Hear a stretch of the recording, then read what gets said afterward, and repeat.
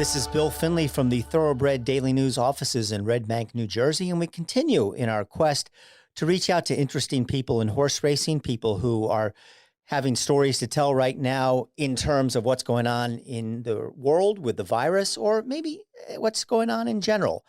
Today, we check in with retired jockey Ramon Dominguez, who has made some news lately with his efforts to help backstretch workers and others as the coronavirus problem plagues all of us in society. And Ramon, before we get to the specifics of that, if I'm just the man on the street and I come up to you and say, hey, Ramon, how you doing? What are your thoughts? We're all so deep in thought right now, and with our worries and our concerns, just generally what's on your mind right now?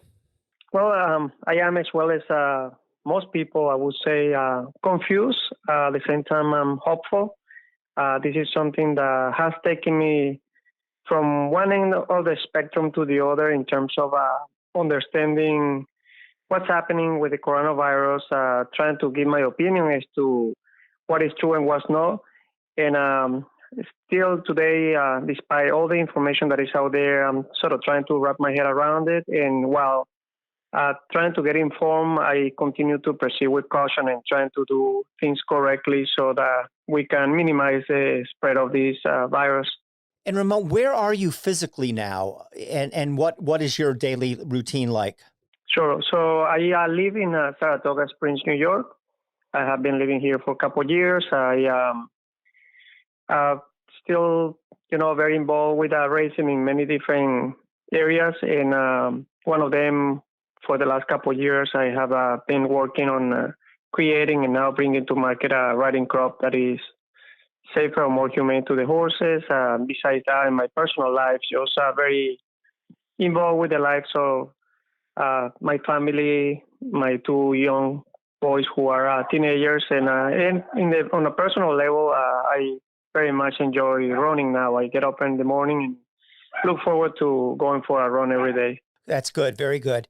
And Ramon, everybody is concerned about so many different things as the virus goes on. I'm sure you have the same concerns that we all do about your own health, about the health of your family, et cetera. But you have been out there in social media, et cetera, talking about the plight of backstretch workers. So it seems like that's one area that you've definitely focused in on. And, tell me, why is that so important to you? Why is their well-being, their health, just the simple ability to get a meal? Why is that something that's near and dear to your heart? Sure. So the backstretch families, it's something that by now I don't see them as separate from me. I am part of the community, even though I don't live in the backstretch. They are like family. So their needs are very important for me to help in any way I can.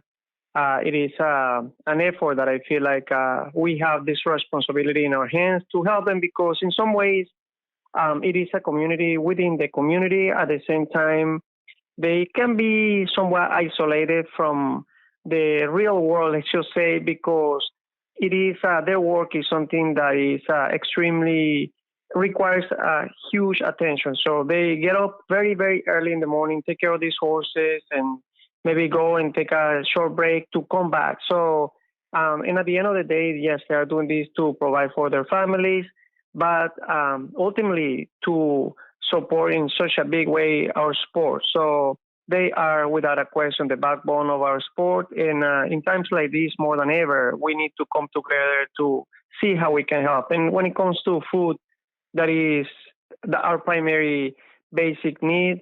So we maybe have a little bit of more access by whether it is going to the supermarket. Sometimes these people don't have a car. So we certainly are happy to come together. And when I say we, whether it is through the chaplaincy, but the whole racing community, the response at this time, just when there has been this call to fill these food pantries, has been overwhelming. A lot of people within the sport and outside the sport has been making donations. So that is so great to see. Ramon, you're not a doctor. I'm not a doctor. Neither one of us are experts in coronavirus or any other spread of any other disease. But from conventional wisdom, you would think about the backstretch worker's life. They have to continue to go to work because somebody has to take care of the horses. They really are not able to just self-quarantine and stay out of the public like some of us can do. On top of that, their living situations, particularly at racetracks on the backstretch, quite frankly, they're not great living conditions. And there are a lot of people in these dorms in a relatively small area. Do you think, from your knowledge of racing and what it's like on the backstretch, that these people are in more risk than perhaps the average human being? Well, I definitely don't know. I don't really know. However, when I think about it, there are two ways to look at this. One is certainly you can say that the risk is higher because they are forced, given the dynamics of their job, to be surrounded by other people. That is something that cannot change. At the same time, as I said before, it is a very close community where a lot of these people don't really leave the backstretch. I mean, they just are consumed by taking care of these horses. So although they are surrounded by a lot of people, it is always the same people. Therefore, I feel like if looking at it from that perspective is something that sort of minimizes the exposure to new people that perhaps have contacted people who has been exposed to the virus. So, most recently, we know that Aqua or Belmont, there was a couple cases of backstretch workers who had the coronavirus. Certainly, they are not immune to this.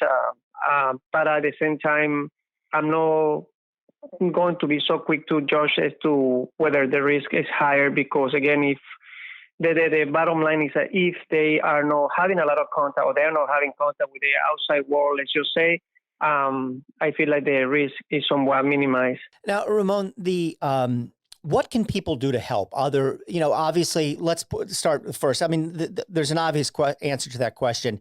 They can donate money. Who, where, how, why? If somebody is listening to this and says, I want to help out, I want to be able to make the lives of the backstretch workers better, and they do want to donate money, what is your suggestion is the best way to go about that? Yeah, the best way would be to contact directly the racetrack chaplaincy, and it is the New York division through the website, and or call them. And of course, if they are in the area, they can always stop by at the same time. Right now, of course, given the craziness of what's happening, I don't know if they will be allowed. But the best way, I guess, would be for them to call directly the chaplaincy or to go to the NYRCTA website and make a donation through the website. And what's your understanding of the situation there? Are they reasonably well stocked for food in the pantry now, or is this becoming a problem? So it has been a problem in the past week or so. The food pantry was at its lowest.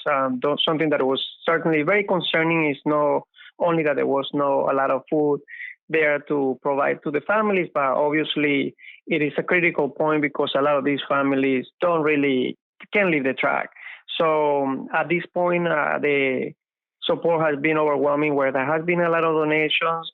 But the question here is how much longer will this will continue to be going when in terms of the coronavirus? So because that will determine how much cushion really there is here, financial cushion with the donations that have been coming through. So at the end of the day, we certainly need to continue to advocate and continue to bring money because it is a huge community. It means 3,500 people in the backstretch in New York. So it's needless to say that there is a lot of money needed to be able to provide food for all these people. So certainly it's something that it will be an ongoing journey here, an ongoing thing that we will be doing so that we can continue to provide services to these families. Ramon, let's switch gears now and talk a little bit about what you've been doing. And you were at the very top of your profession, really the number one rider in the country, then had a frightening spill with a head injury and had to retire. And it's now been several years. I mean, it's an obvious question, but I'll ask it anyways. How much do you miss it? I honestly missed it quite a bit in the beginning, and it's something that becomes a way of life. You go to work and not only racing itself, but also the people in racing, I mean, the jockeys room, the jockeys, those are like my brothers as my second family. So, but shortly after, you start focusing on other things in life, and whether it is spending more time with your family now, something that is basic as that is, or it's important, something that there was limited time given how much I was riding, among many other things. So right now, I'm still, as I said before, involved in racing. I actually, while there is racing here in Saratoga, I go to the track quite often. So it is not something that I miss terribly because I am still very much connected with the sport, and I do enjoy watching good races and sort of putting myself in the boots of the jockeys to see what I would do in this situation or that situation. So although I'm not on top of a horse anymore, I feel like I'm still connected with the sport in many other ways. And Ramon, you mentioned earlier, one of the things you've done is you're an inventor, and you invented a riding crop that, by all accounts, is very, gentle on the horse, that it really doesn't hurt them. But at the same time, there's this big debate in horse racing about whether or not we should do away with the whip altogether. Now, people are on different sides of the fence on this. And, as somebody who's, I didn't think you ever thought you'd be cast in the middle of this debate, but because of your invention of the crop, you really have been. What is your outlook, and what would you tell people, myself included? I'll be honest with you. I think the whip should be banned, period. But, I don't make those decisions. But what would you tell the Bill Finleys of the world when they say they should ban whips altogether? Sure. So first, very briefly, I want to point out the fact that this is something that I didn't come up with this idea, given the craziness or the dilemma that there is currently with the riding crop. Is something an idea that came to me almost 12 years ago when I was active riding, and something that I thought enough of the invention that I ended up patenting back then. So in a nutshell, the two things, I understand the skepticism of people like yourself, which I applaud you for being honest and saying that, because you have expressed this in the past, that you think that it should be banned. So my opinion on this, which is really based on the experience that I have had on over 20 plus years riding races, is that people need to understand, and this is what is going to be key, the educational piece or part of it, that the riding crop is a piece of equipment that has evolved in the last 10 plus years. Definitely we have a softer version, but we won't know at the level that we should be. And of course, it is a little bit difficult for me to say because I have a biased opinion. I'm the inventor, I'm the person who owns this. However, there has been third-party studies that we have conducted where it proves that this is definitely much softer when it comes to having contact with the horse. It's something that is not going to be causing harm. So why is this important? It is important because there are many cases which are actually sort of naked to the eye of the observer on the outside, where the riding crop is needed in order to maintain safety in our sport. Something that doesn't have to be a drastic thing that the horse is going to the outside fence. It's just precautions that you sort of take ahead of time. You are ahead of the curve, so to speak, as a jockey, and you foresee when a scenario is going to develop that is not going to be well for the well-being of the jockeys and horses. So that is number one. And number two is, and I'm going to, by explaining this, I'm also going to cover something that has been brought recently, and people say, I don't know how anyone can explain this. And it is when there is a kid at the racetrack or somebody watching the races and say, oh my God, why do they have to hit the horses? And people say, we cannot really justify, if the horses supposedly love to run, how come we have to hit them?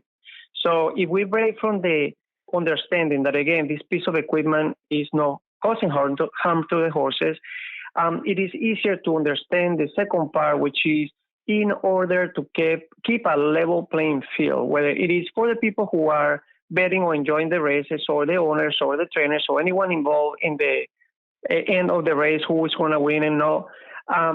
It is important to have the riding crop as a piece of encouragement for the horses, because not every horse has the same personality, let's just say. So some of them are very forward, wonderful. You just need to control their speed. But those who are actually, in many cases, very, very good horses, but are set on their ways, they will give you as little as they have to. They are maybe sometimes on the lazy side. if you don't encourage them, whether it is by making sounds with your mouth, which is another form of encouragement, or hand riding, or even having contact with the riding crop, that is a horse that cannot reach its full potential. So again, the two main components going back, it is safety and also encouragement to maintain a level playing field. Very good. Well, Ramon, thank you for your time, and thank you so much for all the good work you're doing for the backstretch workers and helping get the word out. And we'll all keep our fingers crossed and hope we get back to a normal life fairly soon, my friend. Yeah, willing, that will be the case. Thank you as well for all your contribution to the sport, Bill. Thank you so much, Ramon. Take care. Thank you. Bye-bye.